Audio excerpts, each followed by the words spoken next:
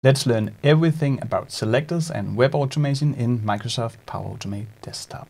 Today you and I will solve the RPA challenge, and it's all about reading data from an Excel book, which we will download here in a little while, and we will fill in the data over here. So we have an Excel book which contains 7 columns and 10 rows, and those rows will be filled in over here. For example, first name, last name, and so forth. Here I will click Anders, and once I click Submit, here you can see the challenge. These input fields jumps around. They will be very unstable, so we will need to handle those. And the challenge is all about, once we click Start here, we have 10 rounds because we have 10 rows in the Excel book. And if I click 10 times this Submit button, and you can see how these changes, then you can see here we have an accuracy rate of 0%, and we have a time of 10 seconds. We want to have 100% here and a fast as possible time. In the end of the video, we will speed tune the solution, and I'll also show you how to set it up in an Azure virtual machine, and we will see if that is faster. In fact, it will be my most expensive virtual machine ever, so stay tuned. So here, let's just click Reset, and here we have this challenge that we want to create. So copy this URL up here. In case you don't have Power Automate Desktop open, please open and create a flow. We will find a set variable and we will store the URL here in a variable. So click up in this variable name, say URL, in the value Control V. Now we have that. Let's also down the Excel book and start working with the data. So I go back to the RPA challenge. Here I can right click the download Excel, save link as, and let's just paste it, put it on my desktop. So we downloaded the challenge.xlsx. I'll go to my desktop, double click to open it. Here we have the data. I pick enable editing, and here we can see we have 7 columns, and we also have 10 rows after the header. So if I don't do anything, I can just do this. If you are in Windows 10, press Shift on your keyboard, or if you're in Windows 11, just right click. So Shift, right click if you're in Windows 10, right click here if you're in Windows 11. And then you pick Copy as Path. We will go back to Power Automate Desktop. We will drag in another set variable. This one will be Excel path. Control V to paste in the path of our Excel book. Remember to delete the quotation mark. Power Automate Desktop doesn't use quotation marks for defining path to, in this case, an Excel book. So we will remove those and click Save. Now we can launch our Excel instance. So I go up here and I'll find a Launch Excel and drag it in. I will not open a blank document. I'll open up the following document, and we have just created a variable for that. Click the X here, double click the Excel path. We will not have the instance visible. There's no reason for that. It might be fun in the beginning. And we also want to open as read only, since we're not going to write data back to it. It doesn't matter a whole lot here. Scroll a little bit down, and in this here you can see variables produced called Excel instance. That is the Excel instance that you and I will use. So I'll click Save.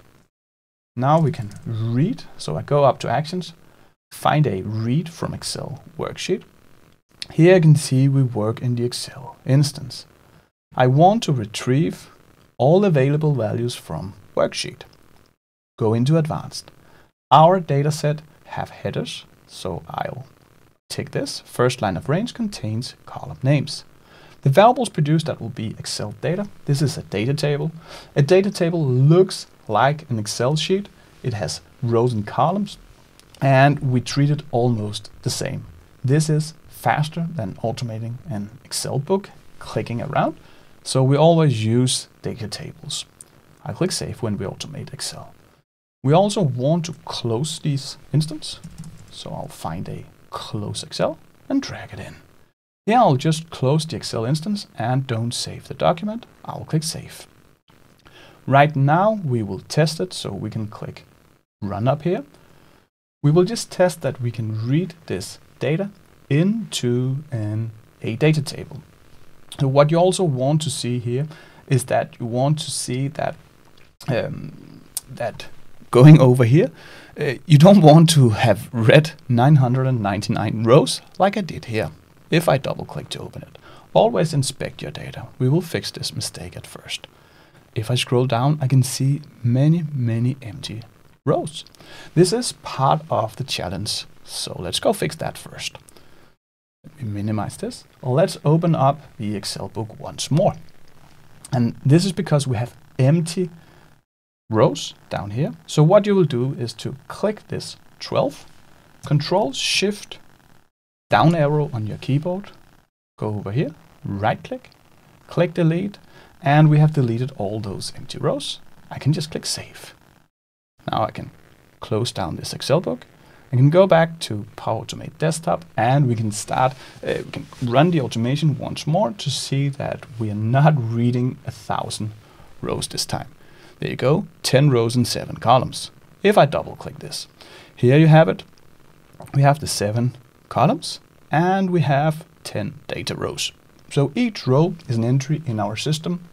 And yes, this system is very unstable today. Compared to an unstable CRM system that we're going to automate, this is an excellent challenge. So now I click close. Now let's do some web automation. That's what we're here for. So I go up to Actions and I find a Launch New Microsoft Edge and drag it in. We will launch a new instance. Then the initial URL. We have a URL variable for that. So I'll just double click this URL. Because we're going to be watching it, we're developing, I'll choose the Windows state as maximized. It doesn't make any difference, it's just easier for us developers to see what's going on. The variables produced will be a browser variable. So far, so good. We can try, run it again. I recommend always trying to run to see that the new steps that we're creating will work. Of course, this might be a little bit overkill now, but it's nice to see that we can open up the browser instance with no errors. And with no errors, you can go back here.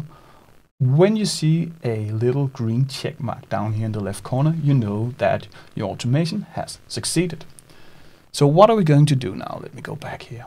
Well, the first thing we will do is to click this start button here. That will start the challenge. So go back here. Then you will find a click link on web page. That is the action that I recommend when you want to click things on a web page. So I drag this one in. We will still be in the browser instance. That was the one that we just created. In the UI element, I click this drop down. We have no UI elements. A UI element is simply anything you can click on a screen. That could be buttons, drop downs. It can even be titles and much more. So I just say add UI element and let me move this. Then you can see I can choose all the elements on the web page with these red boxes. The first thing we wanted to do was to click the start. So go over to start, see it's surrounded with a red border. Once it does that, press Control on your keyboard, click with your mouse, and we have created our first UI element. We will send a left click and click Save. Let's create one more element or two, and then we will test it. So we want to, once we have clicked the start, we can now start iterating our rows in our data table. So one by one, we will fill it in our system. To do so, we will have a for each. A for each takes each row in the data table one by one and do something with them. So here, I'll just drag in this for each. What do we want to iterate? Well, that will be our Excel data over here. So I'll click this X, double click the Excel data. We will store it into a current item. This will just be a reference name. So for each of these rows, we can refer to that row as current item. I like to call it current row, but it really makes no difference. We can call it what we want. Then I can click Save. Then we also need to put something in. Let's start by populating the first name. So here we will have a populate text field on web page and drag it in here. Click this UI element, and here you can see we have a start button, but we want to go down here, click add UI element and find the first name. Yours will probably be placed anywhere else on the screen because this one changes each time we click submit.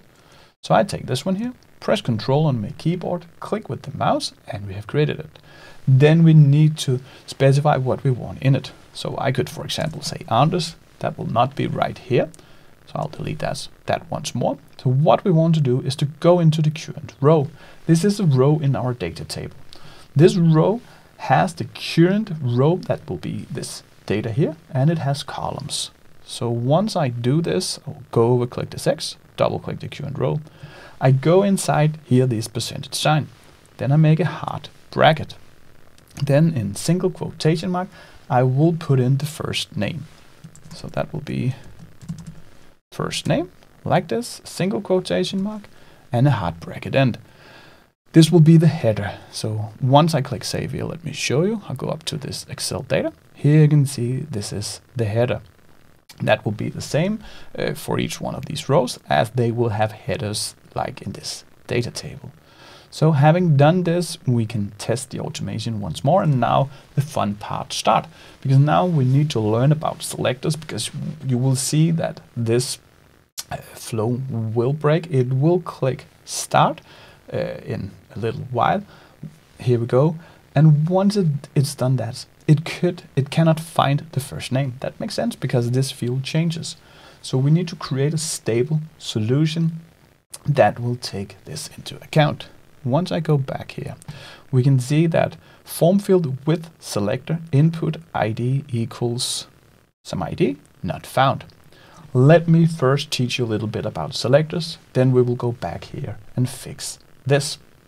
So once I go back to one of these, this one was it. So we can inspect the HTML code behind this web page. This is the web page that the developers created. I can do it in two ways. I can either press F12 on my keyboard, or the easiest thing is to right click here and click inspect. This works in any browser.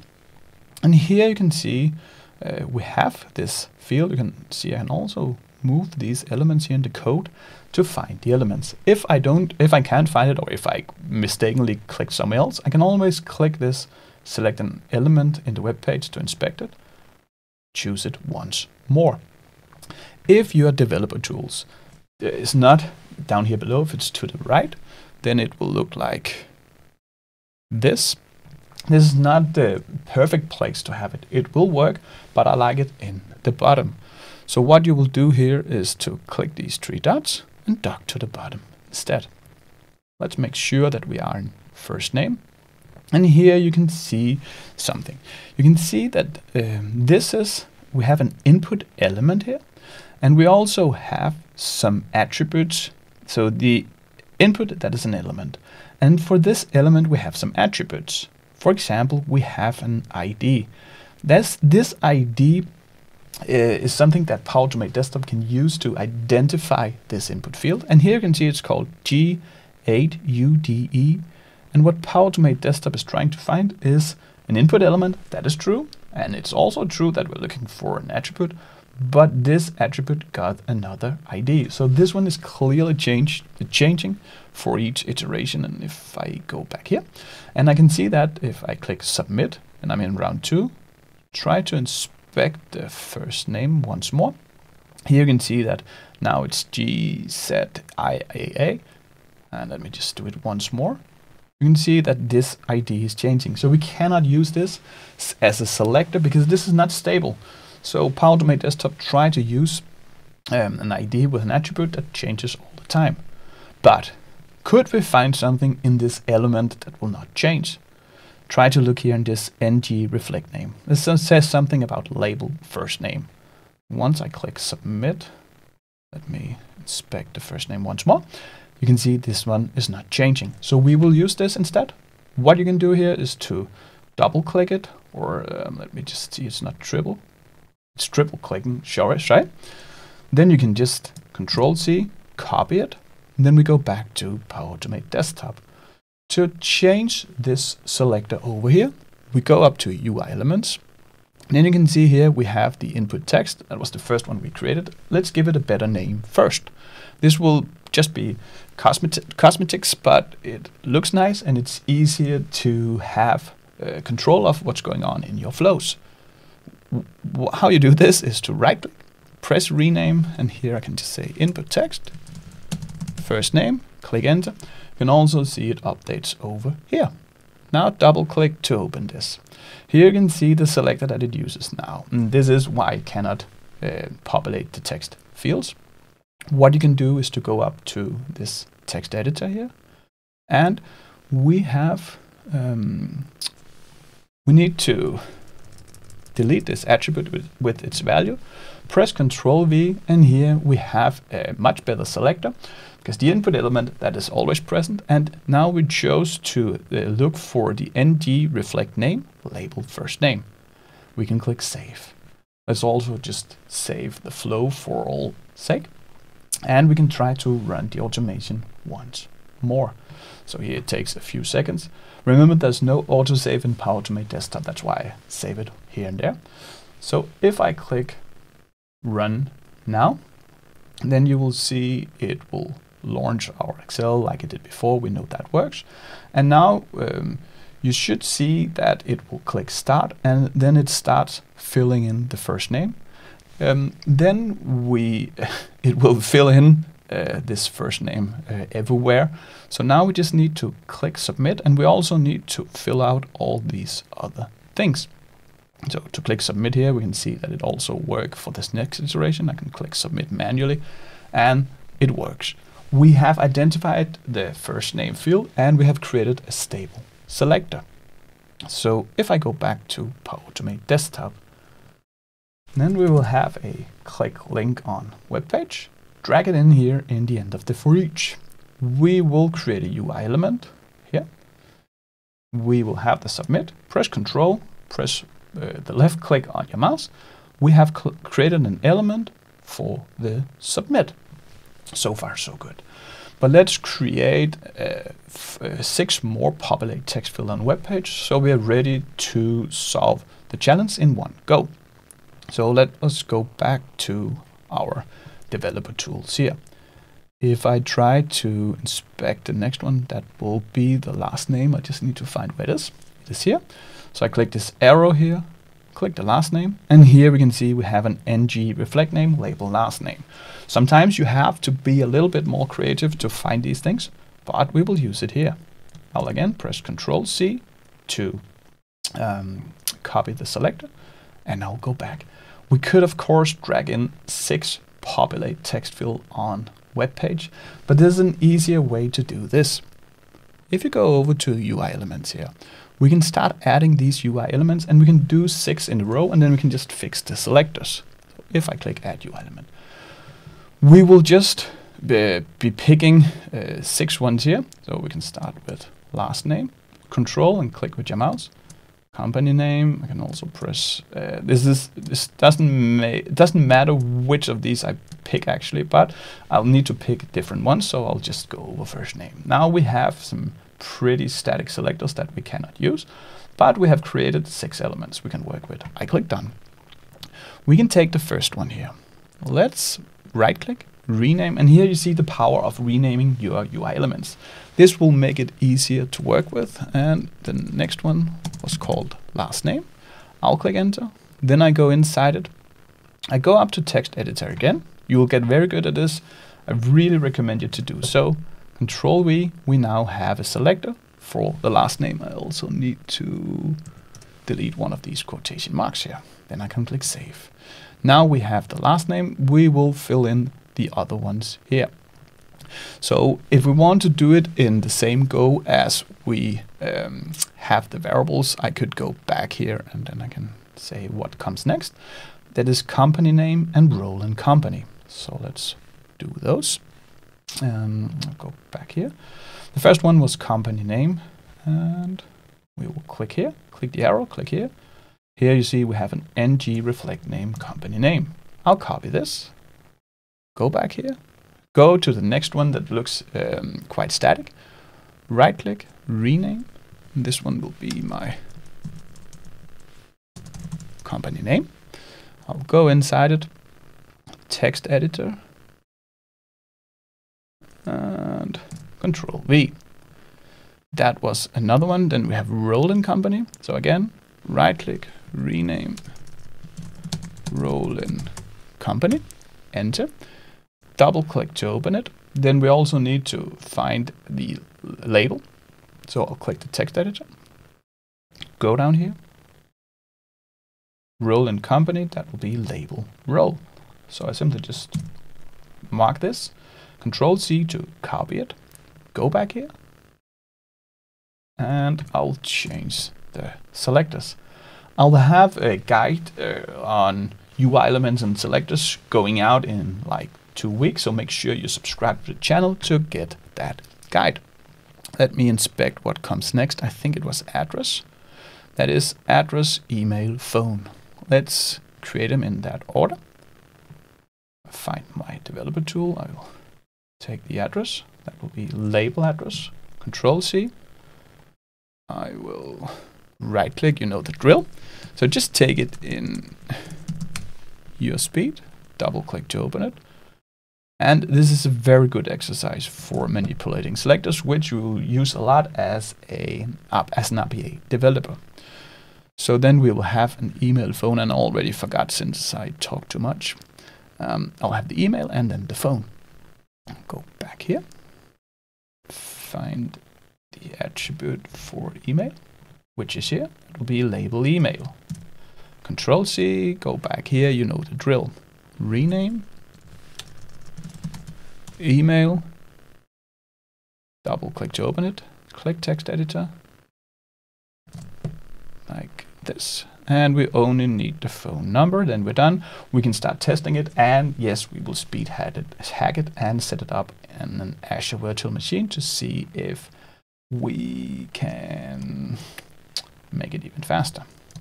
One step at a time. I take the phone, go back to Power Automate Desktop, right click, rename, phone number, double click to open it,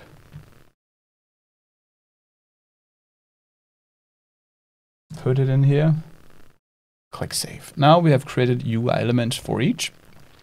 Then we just need to map them. So that is, I need to create elements and then map the column names, first name, last name, company name, role and company address, email and phone number to the correct UI elements. So I'll have a few more populate text field on web page. Since I'm using this current row, I know that I'll not use the UI element. I like to Control C and then Control V 6 times. 1, 2, 3, 4, 5, 6, 7, and then I'll just change it. So after first name, we will have the last name, and I can simply just change this UI element, find the input text, last name, and yes, I also need to change the header here. I could, of course, create empty populate text field, drag them in, but I find this approach a little bit faster. Then we have the company name. I'll just double click here, and then I'll find. Now you can see the power of doing these ones fast. I believe the header was called company. We will check it here if I double click to open it. Company name. So we will call it that one here, otherwise it won't work. Then we had role and company. So I'll just click this drop down, find the right one here, and it's not role in company. It's not the end of the world if we write something wrong. We will just see it once we run the automation in this development phase, and we will be able to come back. Now it was the address and just fix it. So no shame in making errors in this. I mean, I do it a lot when I develop, or sometimes. So here I map it to address. Then I have this one here. That was it email? You just need to be able to fix it. And there's no harm. And you will make a lot of mistakes in the beginning. I did so as well. Don't worry. This is the perfect place to practice. So here I'll have the phone number and I'll just save once more. Let's try to run it. And if this works, we can start talking about how we can make it even faster, because I can click run right now. I want to see that I can fill in these fields. I can click submit. That means that I can fill in one row, then it will work for all the other rows. So here we have the first row, we have the first name, we have the last name, we have the company name, IT Solutions, we have the role and company, address, email, and phone number. And can we also click the submit? Yes, and then we need to see it works for the second time. I think it is. So while this is running, we need to talk about what we will do now. In the meantime, I also want you to recommend my Discord community of more than 11,000 RPA developers. It's completely free. We help each other with our careers and solutions. The link to join is right below me in the description. So now, once this is done, we will see that we have 100% in the accuracy rate. That was the first goal. We will also want to speed it up. So right now it's going quite slow. It doesn't really matter in real life. You definitely want stable solutions over runtime speed, that is, that your automation finishes faster. Of course, you want to optimize towards speed. Maybe we will do it a little bit too much today, but that is fun because that is the challenge. But usually you want to slow a little bit down with all these hacks. We will use a lot of hacks. We will reduce the time a lot. You can see here it's quite slow. It will probably take around 2 minutes to finish here. You can see the address, phone number, and it will be really fun to speed hack it. And I will also show you how to set it up on a virtual machine and to check if this is faster on a much faster machine. And again, not something that you will have to worry a whole lot about in the real world. There you want accuracy, accuracy, accuracy, accuracy. Usually you want to have some sort of an error control and input validation. Do we put in the right data in here? That we will make checks each time, because if it's that unstable, we want to have this checked. We also want to check for errors in our data. And I actually made a video for that. It's right up here in the right corner. You can click that. That will be all the best practices for you as a Power Automate desktop developer. But let's finish this. We're in round 8. We just need 2 more rounds before we speed hack it. And you will see that this one will go quite fast. We will see that from 2 minutes we can come down to like 5 seconds for the iteration. It will get extremely fast. So please stay tuned on this. You will not regret it. And if you have any questions, just hit me in the comments. You can also find me on LinkedIn, where I'm fairly active with talking about technical stuff.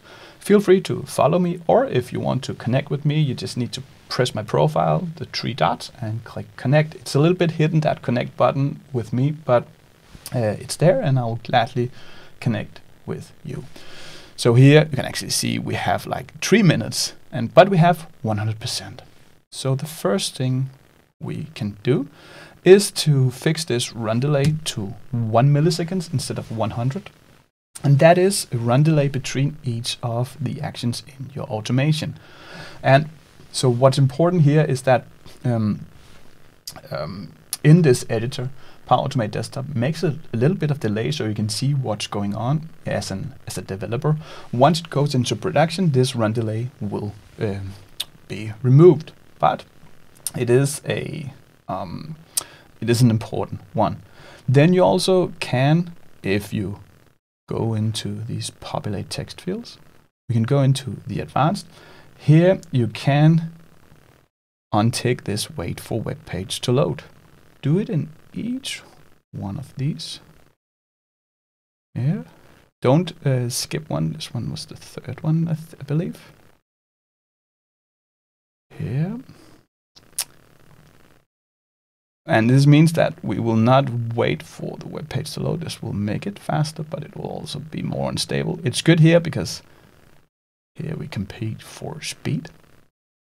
And I can do this. I can also do it in the submit here. So if I go to advanced, wait for web page to load. Then I can click save. If I now try to run this automation, you will see that it will go a lot faster, and we can even make it even faster. So here we will start the challenge.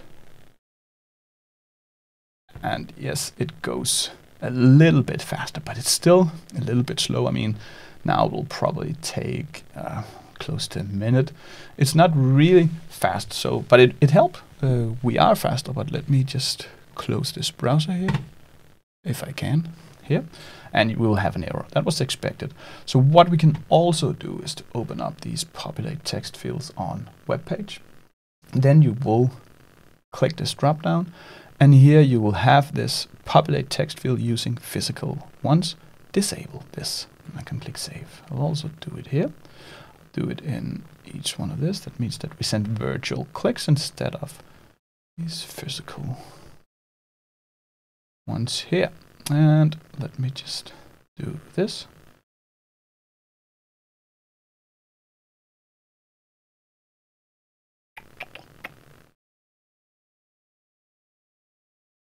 We will do this, and we will do it in here. Let me just save it, and we will run it. We will see that it runs a lot faster now. So if I click run here, you will see that now it leads to launch Excel like it did before. We will launch the browser. We will click start, and you will see that it runs crazy fast. I love seeing this. So now we have like 8 seconds, and that was a lot faster than it was before. We can even try to run it once more just to see that we can, if we can get a faster time. This is, let us just see it once more. This is as fast as we get in the Edge. Maybe we will even do it faster than 8 seconds. Let us see. Of course, we have a lot of processes on our computer, so that slows it down a bit. We could close these, and I have some video recording software, so you'll probably be able to get it faster. But this one, around 8 seconds, and of course 100%, we can do it faster because we use Microsoft Edge. Let's do a Chrome. So I'll put in a Chrome here, and I will open up the URL. Let me also use the browser valve. Click save here, and I'll disable this launch Microsoft Edge. Disable. It will just use the Chrome, and if we have the Chrome browser extension, this will work in Chrome as well. So we literally just change the browser. We will see if this makes it faster here, and that one will open up Chrome. We will click start, and we will see if things goes a little bit faster here. 8, 9, 10, it looks like it. So now we're down to 7 seconds. Let's try to set it up on an Azure really fast and expensive virtual machine. So I'll set the virtual machine up, and then I will be back. And here I am setting it up. Let's just pick an E-series, which will be some of the fastest one. This one is really expensive. This is in Danish kroner, so you can probably divide it by like 7, but it's still like $1,000 a month for this machine. But let's go pick this one. So we will pick it, and yes, it's very expensive. I'll fast forward with the setup, and then we'll come back performing the RPA challenge on this virtual machine. And now we are logging on our new virtual machine of a powerhouse. If you want to set up these virtual machines yourself and run your bots on those, I've created a guide right up here in the right corner to make you do so. This is not the part of this exercise scope today. Today we'll just see how fast we can go in the RPA challenge. Let me fast forward. The virtual machine is ready. I've installed Power Automate Desktop. I downloaded the Excel book to our desktop, and we can go to the flow and start it. We need to beat 8-point-something seconds. So we're launching, we're clicking start, and we will see it goes fast. Is it faster? Well, it's really fast. 4.9 seconds. We could probably get a little bit lower here. So this is due to the faster machine, but it could also be due to that we don't have much processes running on this newly created virtual machine since we haven't installed anything. If you want to see how we can solve the RPA challenge with OpenAI, this is the new things for RPA developers. You can see what's coming next for your job, what you need to learn. Then you just click this video.